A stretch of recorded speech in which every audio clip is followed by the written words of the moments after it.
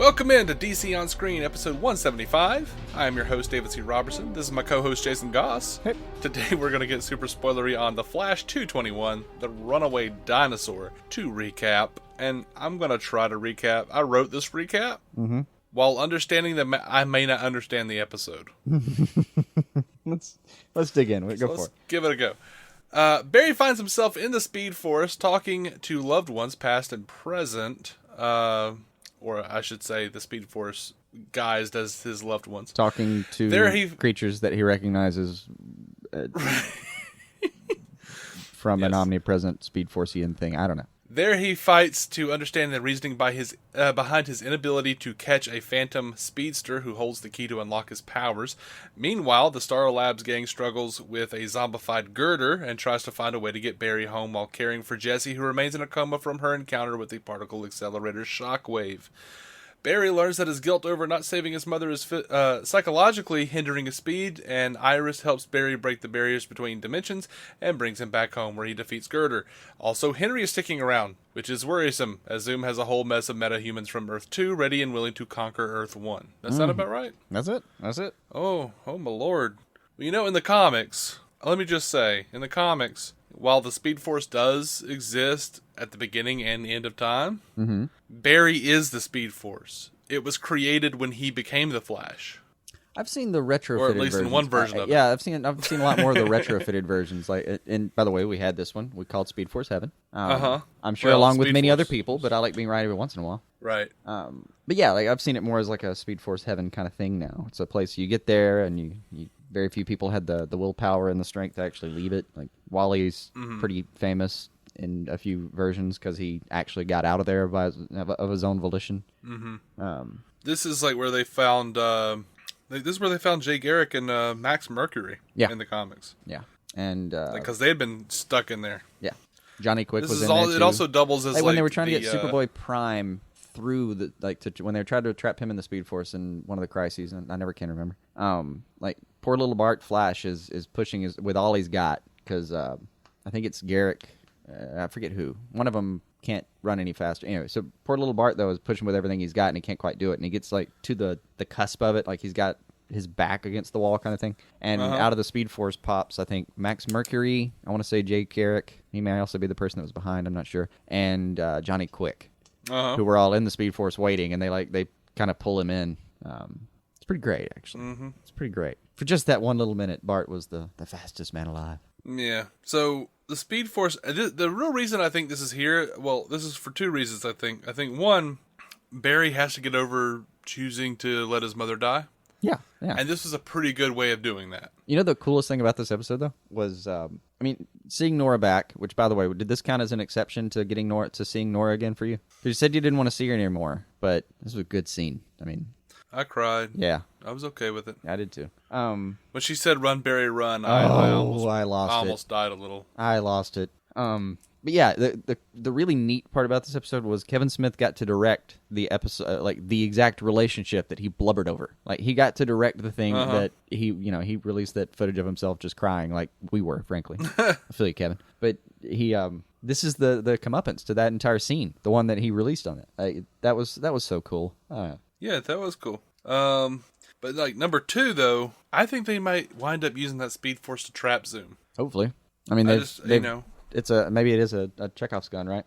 Yeah. Hey, there's a place you can be trapped now. And if that's accurate, then it means Vibe's going to have to be the one that sends him there, right? He can open it up? Possibly, yeah. Yeah. Hopefully that doesn't mean that he dies in the process. Maybe it's as simple as that, though. Like, Vibe opens it up, Barry runs in there, Zoom chases him, and Barry's the one who knows how to get out. Cat and mouse. Hopefully they're not going to be I don't know, part of me is just dude, we're not going to have Iris every time he tries to get out of this place, right? No. Please? No, hopefully it'll just be a nod, hey, I'm coming back for you. We can do it faster than they did at this episode. Did you, I don't remember how much you actually watched this. Did you get a serious Deep Space Nine feeling from this episode? Like Cisco being in the wormhole talking to or being visited by the prophets? I don't think I ever saw those episodes. I watched probably half of Deep Space Nine, and it was on TV and syndication, so I missed a ton. Okay, in Deep Space Nine, from the first episode, he's the emissary to the prophets, and for Bajor, and the wormhole aliens, these non-linear wormhole aliens, like talk to Cisco, and he like goes into these trances. And when he goes into the trances, they like take the forms of his loved ones, and they like talk very much like they did in this episode, where they were just like not really giving him like full answers, like right. speaking in half truths, and it felt very Deep Space Nine to me, very wormhole alien. Yeah, I can see that. That's just me. Oh, and I don't speaking know. of the, it's not just me, because Bethany said it too. Speaking of that, though, man, Joe makes a fantastic Max Mercury. He was my favorite of the people talking to Barry. Yeah. Just seems so. Was fitting. there something I missed? No. Is he's Max not actually Max Mercury at all. When you're talking about like that I don't know, ordained kind of. He's got a priestly manner to him, but man, like, Joe's just so damn graceful when he's doing that kind of role. Yeah, he's good. He's always good though. We're always proud of him. Yeah, I mean, we have issues. We love Joe. It's a weakness, I admit. Man, I ain't saying Joe's my weakness. Joe's my strength. We can do all things. There's a lot of great lines in it too. I mean, Morgish was good. Morgish was fantastic.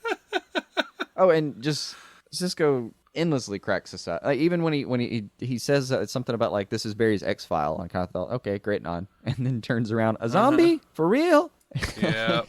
Just thanks for talking for the audience like you normally do, Cisco. Mm-hmm. And unlike Scott, I'm sorry, buddy. I'm just not tired of the pop culture references yet. I do agree with him though that it will make the show kind of timely in a way. See, that doesn't bother me at all. Buffy the Vampire Slayer did the same thing, and I don't mind it. Yeah, but I admit when I go back, they're pulling references, and I have to kind of go, oh, okay, Lord. Or especially when they go do the hangout, the club they go to all the time, and there's the bands playing. I'm just listening, going, oh my God, this is so bad. We used to listen to this music. Oh my God, I'm gonna go burn a flannel shirt. I'm gonna buy it and burn it.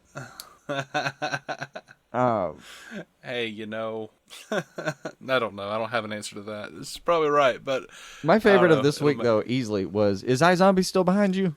Yeah, that was funny. The best part about it, that guy is a character on iZombie right now. Yeah, I read that somewhere. He's I forget what's happened to his character because I'm way behind, but he was playing Drake, a guy named Drake, a zombie. Who would have thunk it? Mm-hmm. A love interest of Liv.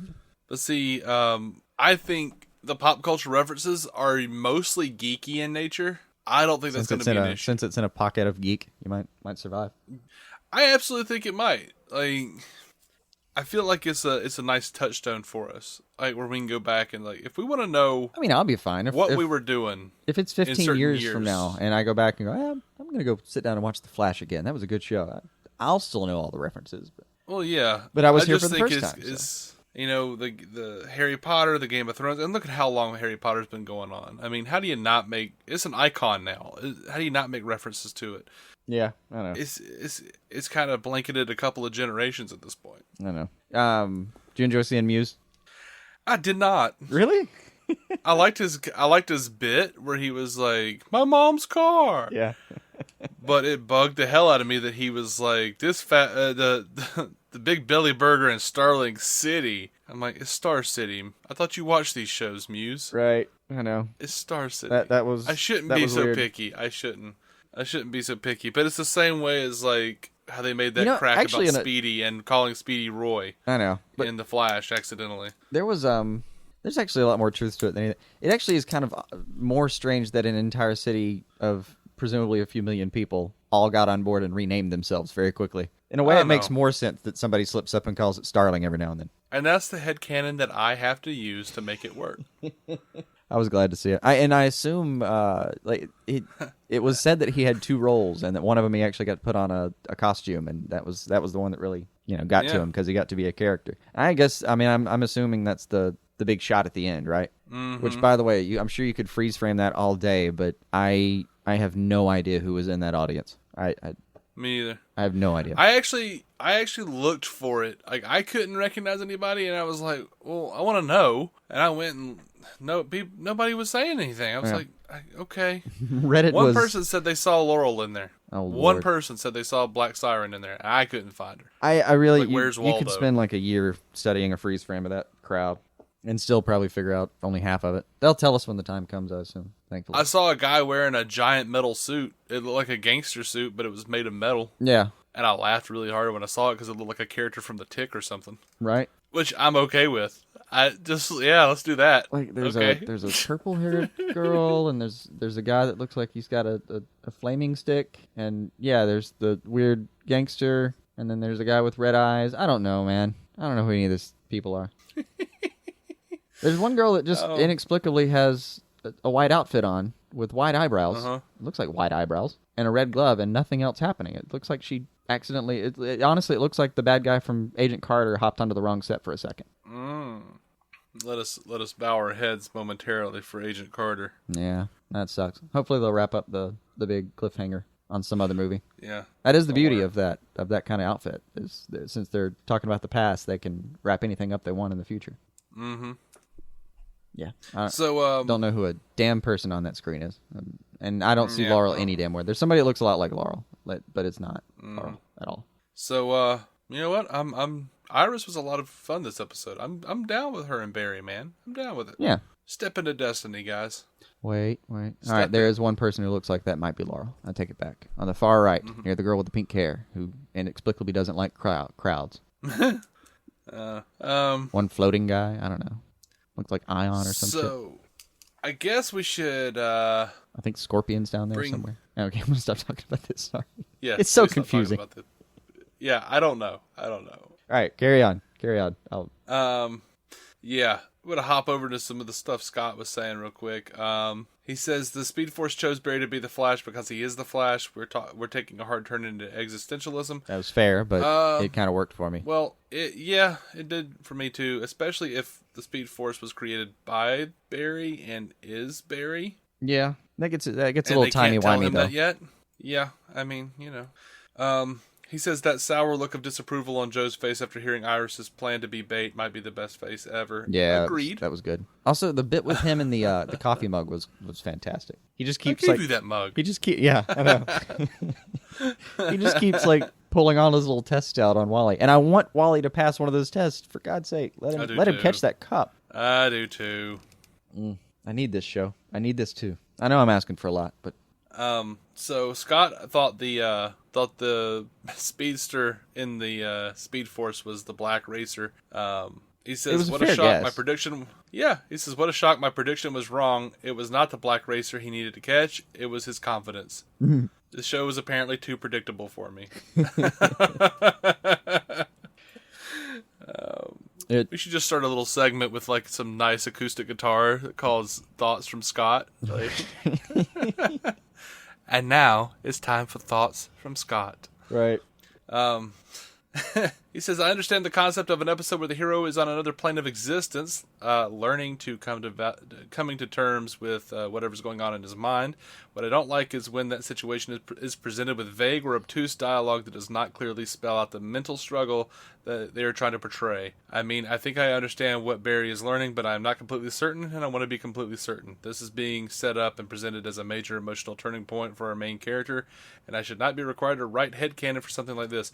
I don't think that's the case at all. I didn't either. I didn't feel like that at all. I had a different take on it. For one, I like obtuse dialogue. I liked BVS. Yeah, likewise. Yeah.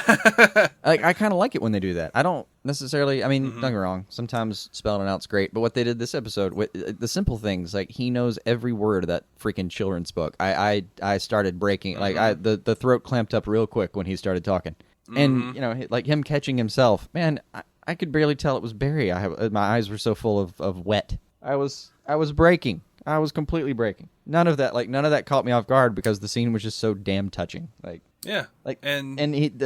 Even at the end of the book, it's the mother who was right for you. It was her destiny to die to make him the person he was. And she accepts that, and he has to. And I love that Iris hated that book. Yeah, I did too. Even that was a nice touch. And but again, the whole thing with the book, I was just I was breaking down. I mean, I was a fucking tumbling London Bridges thing, man. And I literally my notes with probably a fair amount of smudge from wetness on them. Nora says the run Barry run. I literally wrote "fuck you, Smith" after that.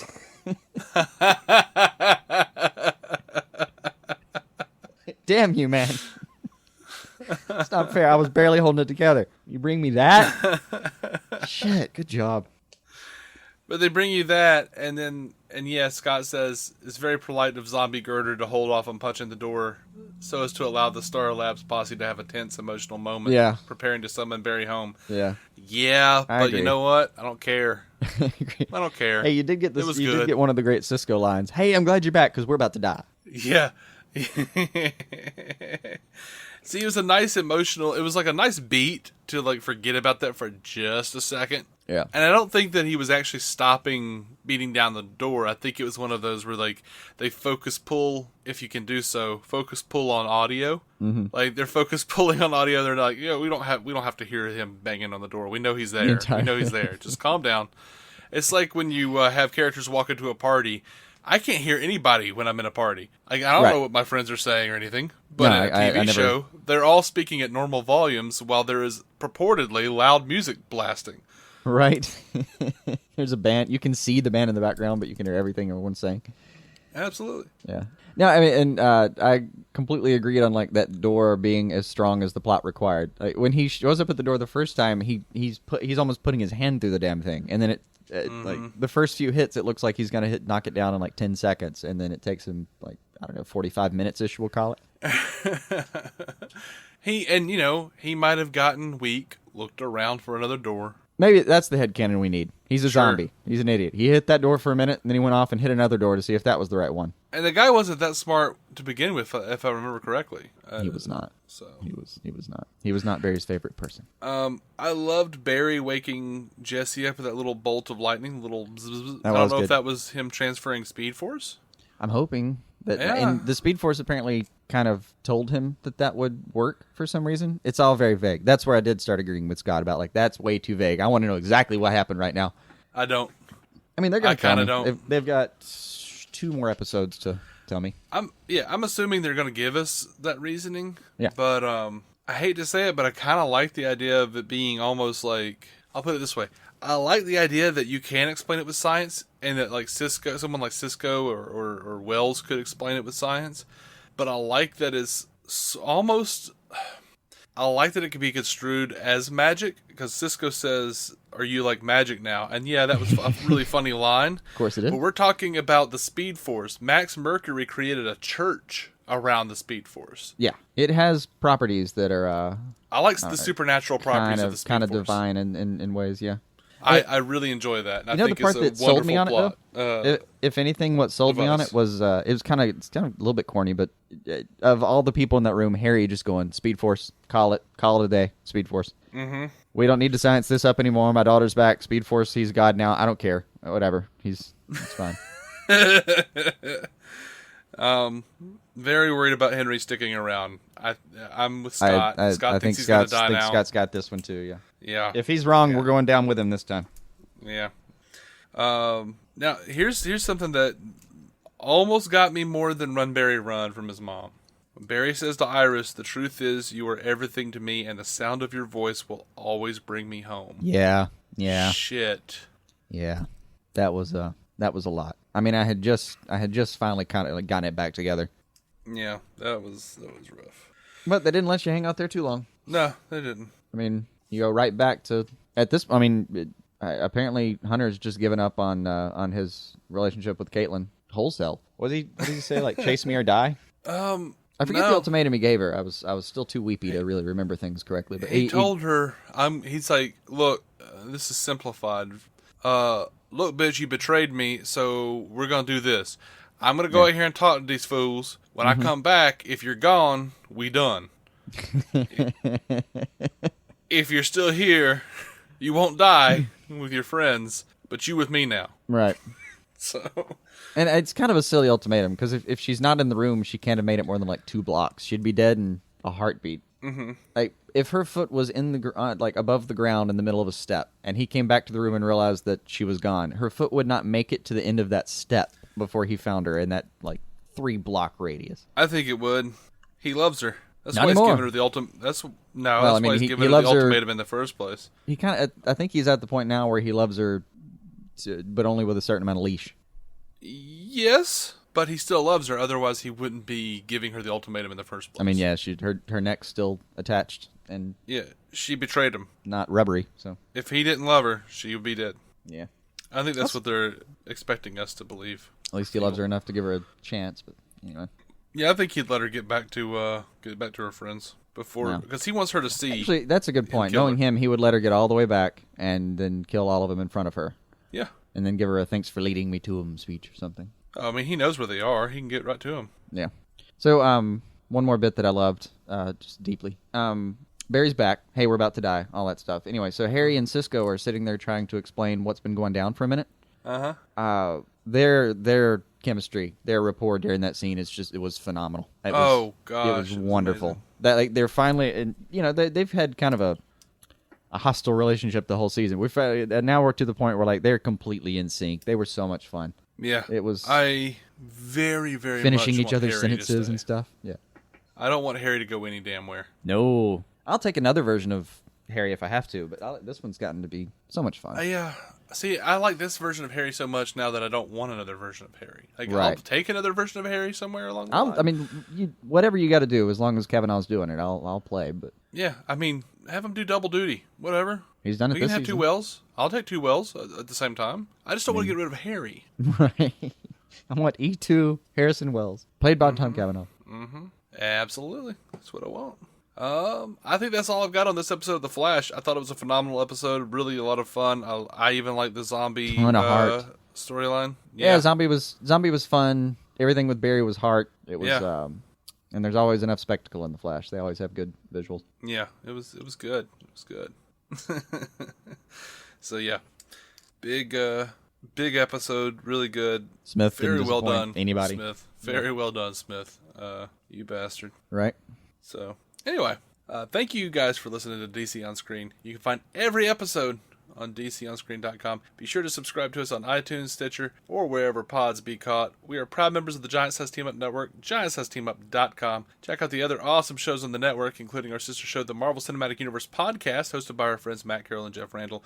Our next episode, we'll be reviewing Arrow 221, Monument Point. Also, we are officially doing a crossover with the Suicide Squad cast. Go over to either our Twitter, DC On Screen, or the Suicide Squad cast Twitter, and vote on. We're gonna do we're voting on 4 movies, the worst DC movies we can think of. It's Batman and Robin, Catwoman, Steel, and Jonah Hex. We're going to review one of those in a big crossover event with the Suicide Squad cast, so go vote on those.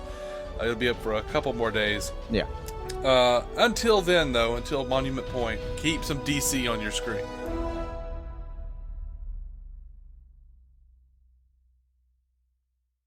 With Lucky Land Slots, you can get lucky just about anywhere. Dearly beloved, we are gathered here today to... Has anyone seen the bride and groom? Sorry, we're here. We were getting lucky in the limo and we lost track of time. No, Lucky Land Casino, with cash prizes that add up quicker than a guest registry.